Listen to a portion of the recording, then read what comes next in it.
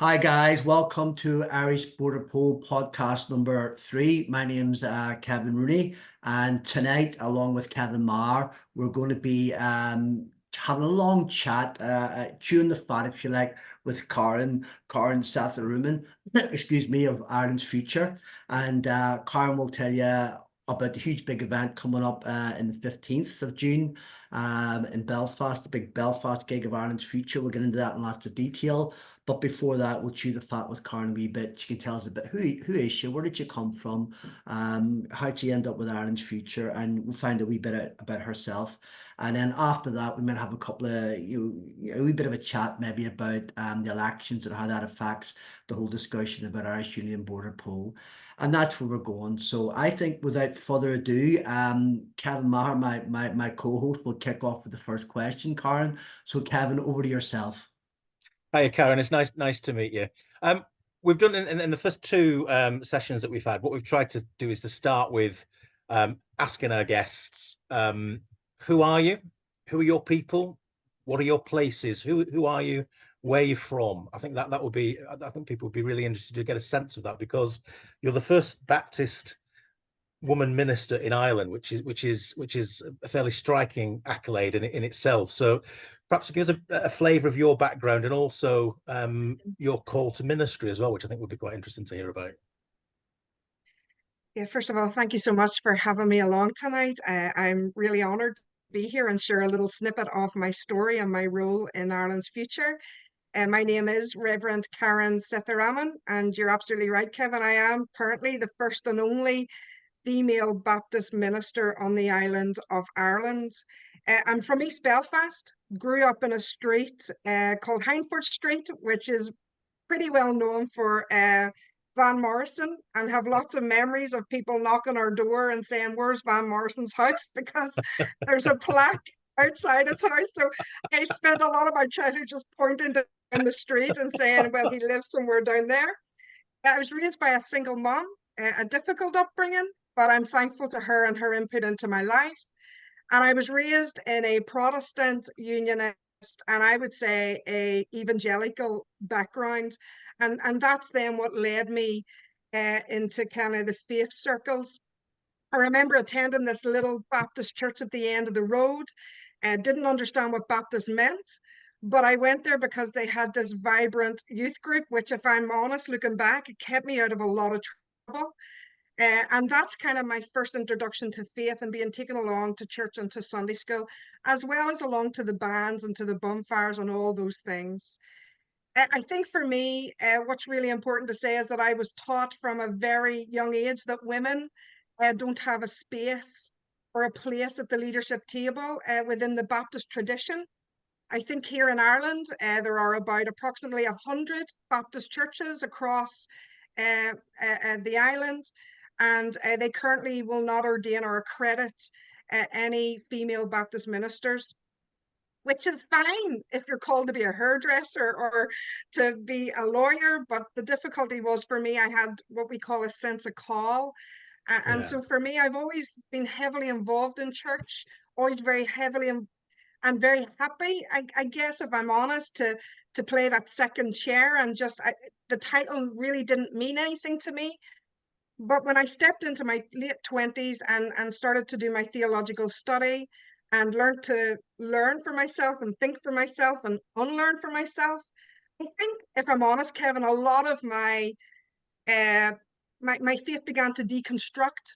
I started to detox, I think, from evangelicalism, started to ask a lot of questions. I still ask a lot of questions.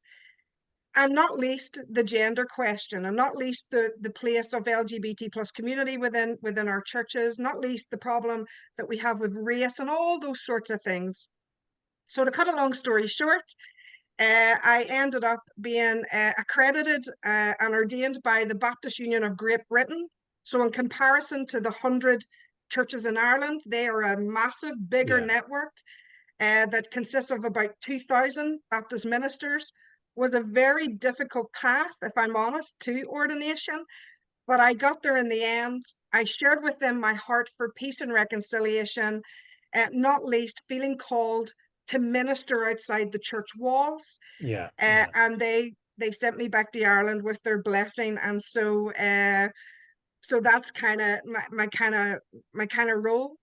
I think the other thing to say is that as I began to work within the church walls, I started to realize very quickly, and I remember one particular man saying to me that it would be better if you ministered inside your own community. And that probably wasn't a good thing to say to me, because I don't think that's what faith is about. I don't think that's what the gospel is about. I think peace and reconciliation calls us to go beyond our boundaries. And so yeah, that was kind of a little snippet of my upbringing. It's very interesting. I mean, you just in your remarks there, you use the word reconciliation about 3 or 4 times, and I just reading up on you and following you, and as a public figure. I mean, obviously, reconciliation, social justice, equality. These are big themes for you as a minister, and also as a public advocate, I guess, as well.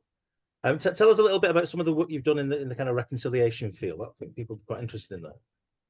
Well, I would be a big believer that peace and reconciliation not only happens in this island between the Catholic and Protestant divide, which is obviously, as a minister, I have ended up in. It's a key component of the gospel. And the whole driving force, I think, for faith is to seek to make life better for people. And so that, for me, is the work of peace and reconciliation. And that can happen in families, happen in communities, in our streets, in our nation, and so on. And so for me, that's taken me heaven into all sorts of places and spaces. And I think that recognition that I was told to minister within my own community caused me to question, well, what happens to our LGBT plus community? I had in pastoral ministry so many folks coming to me and saying, look, I'm gay, but the church has disowned me, but I have a faith. And so one of the great opportunities that I had a number of years ago was to set up a space called Spectrum, and it was for LGBT plus people of faith, a place where they could come and journey, rather than being ripped apart, being able to speak out against conversion therapy, and helping in a very tiny way to pastor the LGBT plus community. I had the amazing opportunity to be part of Spectrum for 4 years. And if I'm honest, Kevin, I would say they taught me a lot, and they became my teachers, and I fell in love with folks there. So I think that's a work of reconciliation. It's making the lives of others better, not least gender equality. Being a female in ministry is hard work. It's really difficult, particularly on this island. And most of the hits and the opposition I will get will always be about me being a female, and will always discredit my accreditation, saying that I'm not a real minister and I don't pastor a real church, all of that stuff. And so for me, it is about working, towards gender equality within the church and also in the wider society. So there's been gender, not least because I'm married to a husband who is Indian Malaysian. So we are a mixed couple, and so obviously fighting for racial justice as well is important.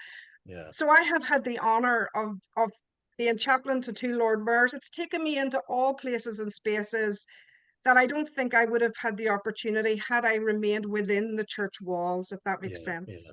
That's really interesting how you put it like that as well. I mean, who would be your heroes, political heroes, or big P or small P political, I guess? But and what would your formative experiences be? Do you think that have there been moments in your life? Because I mean, a lot of people will think, it's even still perhaps an unusual story to have a Protestant minister from East Belfast involved in a project that may bring around constitutional change on the island of Ireland. So, you must have, there must be moments that have driven you and pushed you to kind of think. As you said a few minutes ago, you've deconstructed a lot of things as well in arriving at your position. So, tell us a little bit about who your heroes are, what your outlook is. Why are you involved in this project? Well, I'm involved in this project because I think if peace and reconciliation is the heartbeat of what I believe ministry life to be, and what I believe faith to be, then I think this is one of the most important, since the Good Friday Agreement, works of peace and reconciliation that we can ever get the chance to put our shoulder to the wheel against, Kevin. Yeah. You talk about heroes. I'm going to mention very briefly, you'll all have to go and Google these folks, but the Anabaptists, I'm actually doing a PhD on Anabaptism. What I love about the Anabaptists is they're kind of the, I don't know, the rebels of the 16th century. So when you had Luther and the guys separating the Catholic and Protestant divide, you had these group of radicals and rebels who just thought, you know what, there has to be a third way. We shouldn't be defined as one or the other. And what I love about them is that they stepped out and they were murdered and killed by the by Catholics and the Protestants that were hit on every side. But they wanted to create an alternative faith community, a community that wasn't defined as Catholic and Protestant. And I discovered the Anabaptists, I think 2010, 2012, through my PhD supervisor. And I'm really interested in contemporary Anabaptism, how they've taken kind of that old story and tried to think of creative ways of practices and values that we can create new places of worship on that aren't defined as Catholic and Protestant. And that for me is really key here in Ireland, because it might, listen, I'll never see it happen probably.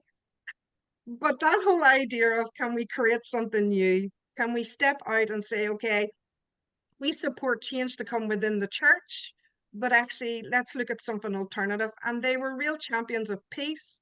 They were real champions of separation of church and state. They were real champions of being a voice, multi-voice community, of hospitality, of radical hospitality. And so for me, they inspire me as a people, if I'm honest, and that's why I'm, well, even if I don't get my PhD, Kevin, to be quite honest with you, Worthwhile. at least I've learned a lot. But there are other Baptist ministers that inspire me, not least Luther King and Jesse Jackson and those guys who were at the forefront of bringing change in their communities and their nations. And then on a personal level, I have my own mentors who quietly are in the background, who give me a good kick up the butt when I need it, who hold me accountable, who inspire me, who are there at the end of the phone when I need a break out of Ireland. They say, come stay with us. So, and in terms of progressive faith, I'd be a big champion of moving away from this Turner Burn theology. It's what I call toxic theology here in Ireland, if I'm honest, where we just tell people you're going to burn in hell. And we just tell people that, you know, you're such a horrible, sinful person. And so I'd be a big fan of public progressive theology that really emphasizes the message of love and loving our neighbor and hope and the betterment of our communities.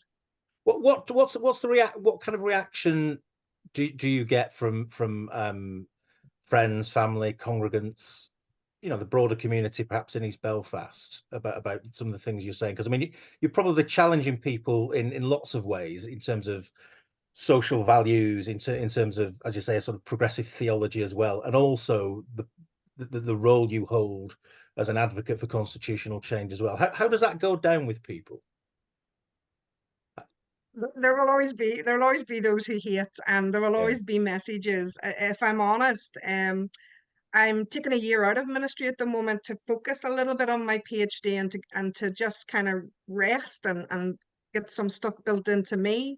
Yeah. But certainly whenever I was in the heartbeat of all this, I would have been receiving at least 3 to 5 messages per day from folks who claim to be Christians, but who would tell me that I have no voice, that I should be silent as a woman.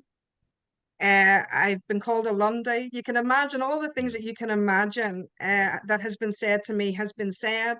I've been told I'm a heretic, all of that, and I don't want to dwell on that. But that begins to chip at you, and you can become wounded through that. But the other end of that, Kevin, is that it's really important that I lean into the people who are for me and with me. I was told not long ago that I wouldn't be welcome again in East Belfast. But I think what's important for me is that there's no one I won't ever have a conversation with or a coffee with, but I must lean in to the people who are with me and for me. That's the only way I can do this. Yeah. Listen, I don't have all the answers, and I would never be bold enough to say I'm right and you're wrong, and I'm in and you're out. I just feel uncomfortable with that type of language. I think it's just saying, can we consider this in theology? Could we think about this? Could we have a conversation? Can we just see how crazy it sounds that women don't have a place at the leadership table? And it's just bringing that voice to the table. But often voices are shot out of the water. But I'm still here and I keep going, but I Persevere. keep going because of the people that I lean into. Yeah. And that includes my colleagues in England and also here in Ireland. All right, lovely. Kevin, I'll pass back to you. Kevin Rooney. That's dead on, Kevin. Thanks for that, Karen. That's fascinating, by the way. I call myself an East Belfast man, would you believe, as well. That's where I was born and reared, before the Troubles, and that brought me over to West Belfast. And even though I lived in West Belfast much longer, I still call myself an East Belfast man because my father was so proud of East Belfast. So there you go. So we've got something in common straight away. Says the lad sitting in London speaking to you, but I still see myself as an East Belfast man. Karen, Ireland's future. So if you get the chance, give us 60 or 90 seconds about how did you like end up in Ireland's future, but even more, what's the crack with this big gig on Saturday, June 15th? You know, what brought you to make this happen? What was you thinking when you were sitting down together saying, let's do something in Belfast? And then if you feel that you're in the flow, tell us about some of your speakers you've got. Give us a sense of like some of the ways the discussions are going to be framed. Back to you, Karen, on you go. Okay, so the first question, I'll answer it briefly. How did I end up involved with Ireland's future? It was just after COVID. There was an online public meeting about a warm house for unionists, and I was invited to be part of that conversation. And I think for me, that was probably the first introduction for me to be part of such conversations. And I realized very quickly through that, and I think it was viewed by something like 40,000 people online. And I started to realize, okay, this is a conversation that is beginning to snowball. This is a conversation that is becoming important, not least because Brexit has catapulted us to this place.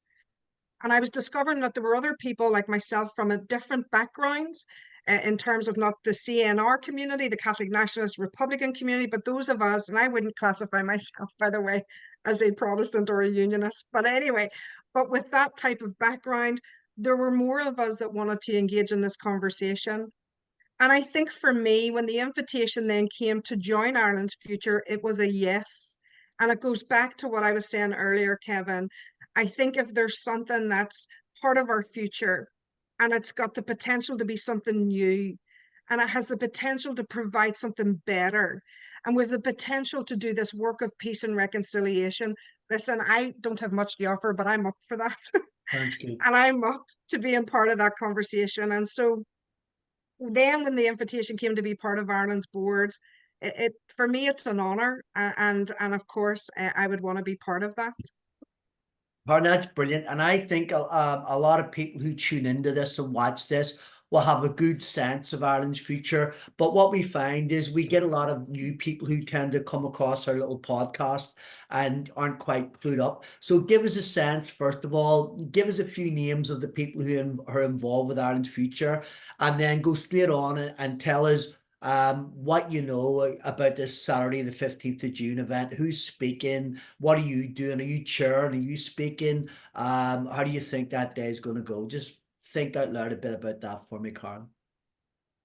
Sure. Well, Ireland's future. I mean, we have a website, but that you can look up and find out all the information that you need. We're a civic organization. I think it's really important to say that we're not affiliated, connected to any political party, and that's really important for me actually, because I wouldn't want to be in a sense, as much as I wish them well in their Yeah. political stance and their role. And basically, Ireland's future was set up to advocate and to promote and to debate and to engage in discussion about our future. We truly believe in the importance of planning and preparation. The reality is, guys, that Irish unity isn't inevitable. We all get a vote. but we believe a border poll is inevitable. And I think if Brexit has taught us anything, it's the importance that we must prepare and plan. Our foundation and our framework will always be the Good Friday Agreement. And we're committed to the promotion and to the protection of human rights because we want to create a fairer and a more equal Ireland. We are a limited company with our registration in Dublin. And folks that are part of that are Senator Francis Black, our CEO is Jerry Carlisle, our secretary is Niall Murphy. We've got experts, Professor Colin Harvey, Andre Murphy. I don't want to leave anybody out, Oh Brian no, Feeney, that's and so brilliant. on. No, that's brilliant, Karen. But that reminds me now that you just mentioned Ireland's future before you talk about the Saturday, June 15th event. I've been watching you this past week. You've been over in America speaking, haven't you? Yeah, that's right. Before I forget, I've got jet lag, so bear with me. have you? God bless you, and you're still here speaking to us, and we appreciate you. You're a real hero. Here, give us 60 or 90 seconds. What did you do? Where were you in the States? Who were you speaking to, and how'd that go? Goodness, we went to San Francisco. We were invited to come out to San Francisco to share the work and the story of Ireland's future, and it was a life-changing trip for me, if I'm honest. It's an opportunity, I think, for us to really reach out the hand of friendship and the importance of partnership with our American brothers and sisters, not least the vibrant and Irish community that is out there. And I love hearing all the different stories of people who left Ireland to set up home there. I love meeting with different priests and different churches, as well as meeting government officials, all with this creating awareness of the work that we're doing. Because let's remember, the US was key and critical in terms of our Good Friday Agreement, the Clinton administration, and Senator Mitchell, all those, George Mitchell, those folks that were really key. And so it's important for us to really let the US friends know that we do need your help and your partnership as we move forward in this. So it was life-changing. I was blown away with the welcome and just the work that is done out there amongst our Irish communities is Oh, that's inspirational. brilliant. It really is. I'd seen a wee clip of it and it looked like a big packed audience. It looked like a big venue. I don't know if you were doing a few different events, but the one that I seen, my God, looked like a huge big audience there, and I was very impressed. But life-changing, Karen, that's serious stuff. Yeah, so that's brilliant. That's a happy story. So what about you? What are you doing on Saturday, the 15th of June? And for all those people who haven't got their tickets yet, give it the biggest plug you've ever given it. It doesn't matter if they have to get on a bus or a car, or they have to thumb a lift or whatever from Cork or Galway or Coal Island or Portrush. What's the crack? Tell us about Saturday the 15th. Where's it happening? Who's speaking? What are you doing? On you go. So Ireland's Future is committed to hosting conversations, to being involved in discussions, to creating tables in all sorts of places and spaces for people to be part of this conversation. And Kevin, we've done that in a number of ways. We've held public meetings up and down the island, kitchen tables, what I call behind closed door meetings, where we get opportunities to have conversations that are private, amongst our young people, sports clubs, and so on. And so for us, we've held a few kind of bigger events with business leaders in the Ulster Hall in Dublin in 2022. And so on Saturday, the 15th of June, in the SSE Arena, we're hosting an event, a conference called Pathway to Change. And again, this gives us an opportunity to platform some of the discussions and importance of voices from all different backgrounds that will take part in this. The doors open at 11 and the event starts at 12. You can buy your tickets on Ticketmaster. And please, I hope you two guys have got your tickets, have you? Karen, can I speak? I'm going to speak for myself. Now, I got to the Dublin event. God forgive me, but I'm not going to be able to make it. And I almost feel I have to make up by giving you so much opportunity to talk about the 15. So maybe 50 or 100 people go after listening to this, which will make up for me. And I think the other Kevin as well. God forgive me. I'm in Belfast about 4 times between now and the end of August, and I just couldn't squeeze the 15th in. But look, You're okay. Jerry You're Carlisle, okay. if I'm you're only listening, joking, my Jerry, forgive friends. me. What I was going to say to you, Karen, about that event, yes. By the way, about the tickets and stuff, I noticed, I think the tickets are what, £6 or £10, or they're almost like a nominal fee. So anybody who is listening, you've got a couple of weeks. This podcast will probably come out on a Saturday or Sunday. So that gives you a fortnight, guys, to, maybe get along and join that. And Karen, just if you don't know what you're doing, don't worry. Are you chairing a panel? Are you moderating the discussion, Yes, I Karen? am. Let me just talk you through some of the stuff that's happening, Go on. so that you can get a kind of a feel for what's going to happen on that event. We're going to have political panels, and I really think that that's really important, not least because we need to have political input, and it's the manifesto of some of our politicians, and Irish unity is important. And so I think there will be 2 panels where different politicians will take part in that. Yep. Mary Lou McDonald, um, Jerry Carroll, Naomi Long, different politicians, Claire Hanna, I see Peter and so Tabine there's a was there as well. good representation of the political parties, because this conversation will be politically led, and I want to Definitely. say that Yeah. that's just a given. They're the ones that at the end of the day will cast a vision. So it'll be great to hear those guys. The other thing I want to say is that this conversation needs to be expert led. So it needs to be politically led and expert led. And at the arena, we have our experts. So we've got Professor Brendan O'Leary. Brilliant. We've got Colin Harvey. We have Dr. Tom Black, the chair of the BMA, and he's going to talk about the opportunity for a world-class health service, and all sorts of economics as well. Professor John Doyle, I'm sure you're aware of, as Yes. well as Seamus McGuinness, again talking about a global economic powerhouse. And so we have politically led, expert led, and the bit that I'm passionate about, Kevin, people led. And so I'm chairing a panel, and it's called Protestant Perspectives. And so we're going to get to hear from other perspectives. From Lord John Alderdice Yep. is going to be there. Dr. Claire Mitchell, I'm not sure if you're aware of Claire's I know book. Claire. I love Claire. She's a brilliant person. Claire is a We had leading her on. light. She Yeah. is stellar, and I would want to just big up her book, Go Slim, Yep. where she Brilliant. talks about those of us who've come from a Protestant tradition and that spirit of 1798 and embracing our Irishness. And you got to get her book. Well, we have the honor of having her on this panel, and I get the honor of interviewing her. I get the easy Brilliant. job. These guys are the main players. Then obviously there's also Wallace Thompson, who has made the news quite a bit recently. He's one of the founders of the DUP.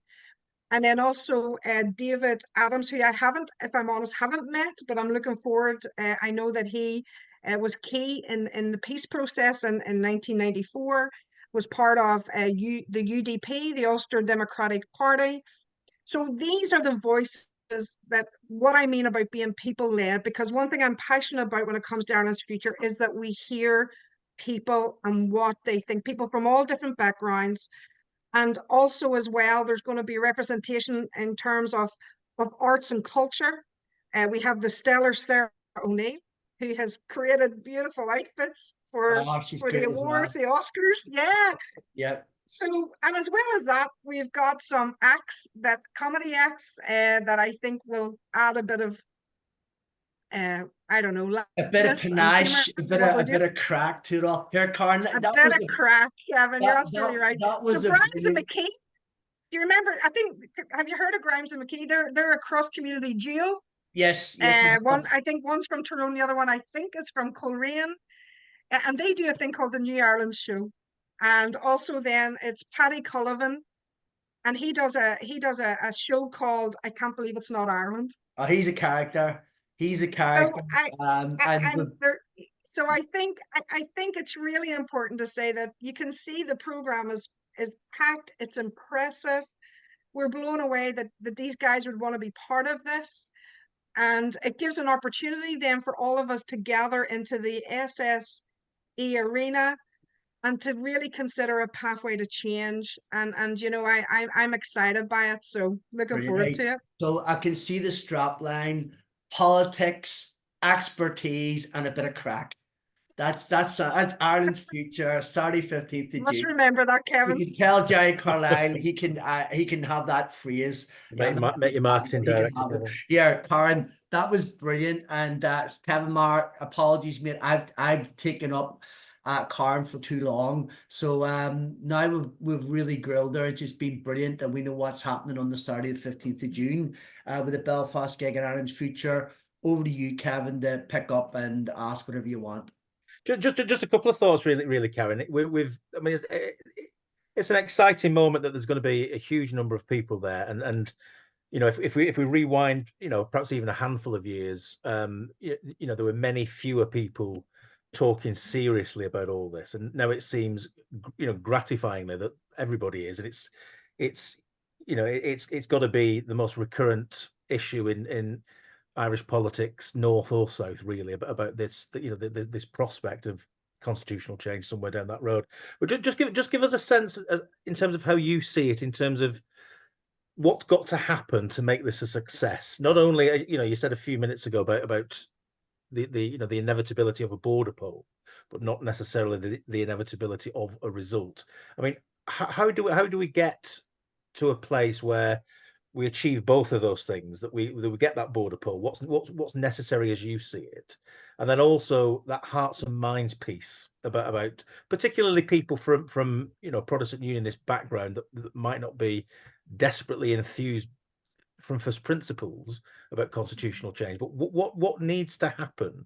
What do people on this side of the equation need to do in terms of anteing up that sort of says we are serious about this working, and we are serious about this thing being a new thing? What's your perspective on it?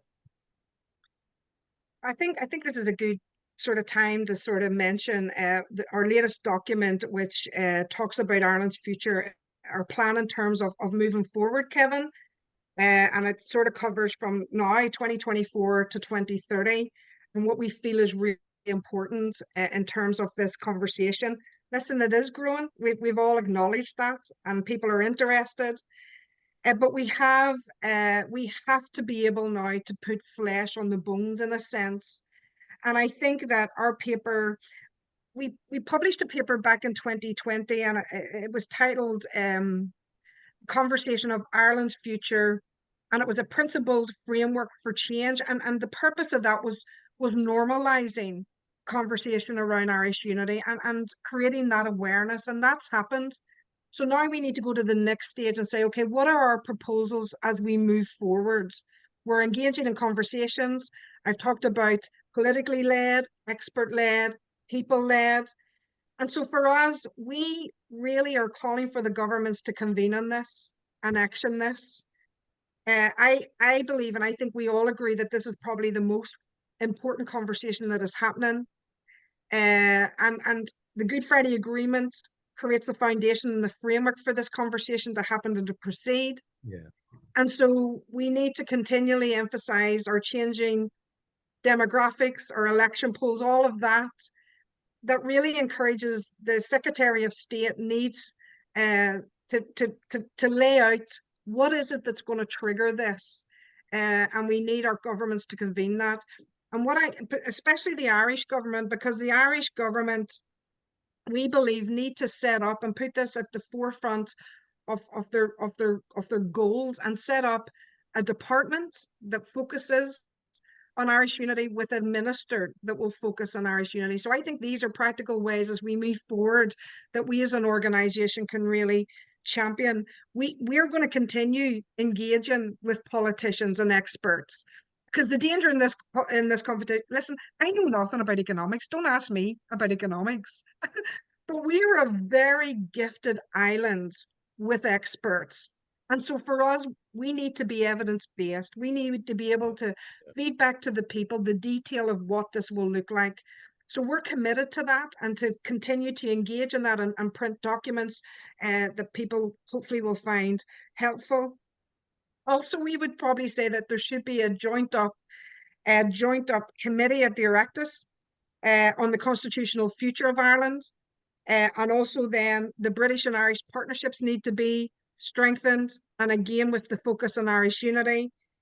And for us as well, the people part is this continual, yes, conversations, hosting what we're doing on the 15th of June, as well as behind closed doors. But we want to see citizens' assemblies and forums set up where people can get around a table and begin to discuss the detail that needs to happen. Yeah, And of course, then we want to encourage our public and our civic society to plan and prepare, as well as international partnerships. So our work's cut out for us, Kevin. But it's because we truly believe that we do not want to sleepwalk into yeah, this. yeah, As yeah, we've already said, Irish unity is not guaranteed. I would love to see it. But the reality is that we do believe that a border pull is inevitable. And so Ireland's future want to be the forefront in this conversation and continue to be. So hope that answers that question. No, that's great. Thanks, Karen. I'll hand You back asked to you, about the Kevin. unionist community. Oh, sorry. Yes. Have you any particular thoughts there? Is there anything that? Yeah, I think there's a couple of things I would say about the unionist community, Kevin. I think the first thing I want to say is that we're not complete without them.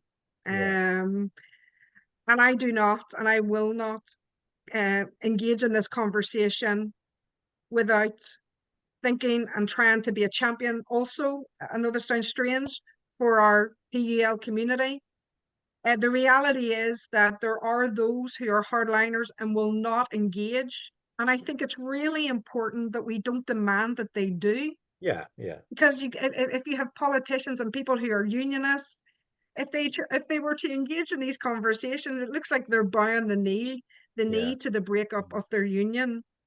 But I think what we can do is to continually reach out the hand of friendship, to reach out the hand of welcome, to reach out that desire. Look, teach us, tell us what's important to you as a unionist, tell us what your Britishness means, but to also respect that they as well, and I believe that they must create their vision as to why we would be better off in the United Kingdom. At the end of the day, when we're approaching the border poll, everyone's got to set out their stall. And so I would encourage them to really convince the people why we're better part of the United Kingdom, while at the same time we will convince people, well, this yeah, is why we are better as a new and a united Ireland. I think it's really important to say as well, and I think it was Brendan O'Leary uh, talked about forgive me if I'm wrong, losers consent. Yes. Not a big fan of the word losers, but I understand where he's going. He's a brain. He knows what he's talking about. But it's that whole idea of, okay, if there is Irish unity, then how do we consider making, in a sense, the process, the landing, as comfortable for our brothers and sisters in the unionist community? And I think all of that is important. But I will say, and I think a lot of my friends are in this camp, that a lot of unionists, and I say unionists with a small u, are beginning to shift over into the middle ground, the center ground, and they're the ones that are saying, persuade us, yeah, yeah, tell us why I should vote for a new Ireland. And we owe it to them to give them the detail, because at the end of the day, Kevin, where we put our foot on our common ground is what I call our everyday living. What will this mean for my family? What will this mean for education? What about our health service? That's a big one. What about our economy? That's our common ground. And so it's really key that we begin to give detail. This is what this will mean for you and your family.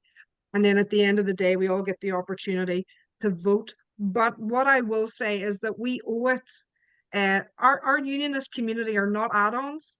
I hate that. It's not a case of here's crumbs on the table. You know, I said this in the very first thing that I took part in on the online, is that this is already our home. No one is an extra. No one is an add-on.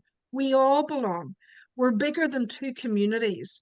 And so it's really important that people of faith and no faith, people whatever their background, people from the Muslim community or LGBT, but it's important that we create places for people to be able to feel part of this conversation, because we have an opportunity to create something new. Yeah. That's a long answer. Fascinating. No, that's really good. Just one very quick one, if I can just follow up, Kevin. It's when you speak very well, Karen, and it's very interesting to hear your take on it as well. I mean, would you at some stage further down the line get involved in politics, or is that something No. you might do? No, there you go. A quick question. You don't know. I've never considered it, Kevin. That's really kind. I that's really kind, and I think you'd be very, very good. I think you'd be very, very good. I think that's people really watching this will kind. sense Thank that you. as well. I'll consider it, but I haven't. But at the moment, hey, who there's knows what the future there's holds? real But substance to what you're saying. I think that's really interesting. There's actually a lot of thank you, thought that's gone Kevin. into it, and it's a very interesting and unique take on it as well. So I will pass back to my namesake, Mr. Rooney. Yeah, Kevin, it's interesting that question you asked Karen, because Karen is a people person, and the way she talks, when Yes. you mentioned the politics with a capital P, she almost is slightly hesitant and shy. But the irony of it is, it's exactly the sorts of people you need in politics. The people who are centered in the real world amongst people and have a bit of humanity about them. And I think Karen could be persuaded yet, Kevin, further down the line, myself, to get a bit more overtly involved. But we'll see. Here, Karen, I've got a wee question, and you're allowed to answer this in like one or two words, or you can give me like a paragraph of your thoughts. Do you think 2030 we're still on for thereabouts for our border poll? I mean, if you were a betting woman and you went into the bookmakers, I mean, what price would you give for a border poll, say 2030? I think the pace and the speed that we're going at the moment, the answer is yes. I think there is an urgency in this, Brilliant. but I think again, I cannot emphasize the importance of discussion, of conversation, of planning and preparation. We have been given the opportunity to see the effects of Brexit, Yeah. and we would be fools to not take the lessons from that. So yeah, Kevin, yes, I do. We do believe at 2030 is a good date, give or take a few years, whatever. But I think it's good to put a date on it and Yeah. to aim for that. Because I think these conversations are snowballing, Yeah. and I think our people are ready for detail. Okay, brilliant, Karen. And then I think I've only got one last question, really, and it's a very political question with a capital P. So guess what? If you don't really want to get too into this, you don't have to, because Kevin Maher, he likes a good fight. He likes sticking his neck on the block, and he'll jump in and take over on this question. So I think we put a wee tweet out in Irish Border Poll, was it yesterday? Got a fair wee response. And it was Brian Feeney's article he wrote for the Irish News yesterday. And the long and short of it was, a couple of days earlier, Sam McBride had wrote an article for the Belfast Telegraph, and he said this election will make no difference to the outcome, or even if a border poll will be called. So that was his assessment. And Sam McBride, feel free if you're listening, Sam, because I know you do listen to our podcast. Correct me if I'm wrong, but that was long and short of what Sam said. Whereas Brian Feeney came in the Irish News yesterday, and he said, absolutely, this could be a very clear signpost to speeding up the how long it takes us to get to a border poll. If basically United Irelanders win more seats, or pro-unity parties get more votes, yourself, Karen, and you don't have to put your neck on the block, but you can if you want. What do you think about this election? There's a lot of different stuff going on. I know there's layers of complexity, and I'm maybe being a bit crude in the way I'm asking the question. But what do you think yourself? What do you think the potential consequences, implications are of this election for the whole unity border poll debate, if at all? I think if I'm honest, I was shocked at the election being called, and I think that the 4th of July will be a time when and I think all of us will get our popcorn and sit and watch what will happen. I think it is significant, and I completely huge respect for the two people that you've mentioned. And that's what I love about debate. We get to bring all sorts of opinions. The reality is, and I don't mean to put a dampener in it, but we won't know until the results happen. Yeah. But I do think if there's a return of more pro United New Ireland folks, then I think, I mean, that's why I was emphasizing about the Secretary of State. We need to know the triggers. What do we regard as a trigger? When does this conversation become center for the Yeah. UK and the Irish government? When do we say and acknowledge that the people in Ireland have the right to self-determinate? We need that sorted out. And so I guess if there was a return of more pro-Irish unity politicians, then for me, if I'm honest, Kevin, then I would be saying, come on. Yeah. There comes a time when we have to look this in the dead of the eye and action and do something about that. So, but I don't know what will happen. I think we're in interesting, and I think we're in shifting ground and shifting changes. Be a people's person, if I'm honest. We need hope. We need hope. Our people need hope. We need hope that we're going to be better. And so I would be really, I mean, I'm going to be honest, what excites me is Pat Cullen.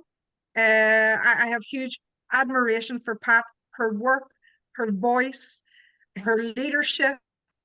And I think that her voice is really key in this as well. So Yeah. I'm not a political commentator, my friend, but No, hey, Karen, that's dead on. And on the Pat Cullen thing, I mean, I think we all seen her, most of Ireland and Britain seen her during the nurses' strike. But I actually was on the website of the James Connolly Centre in the Falls Road there, and they actually did an interview with Pat Cullen.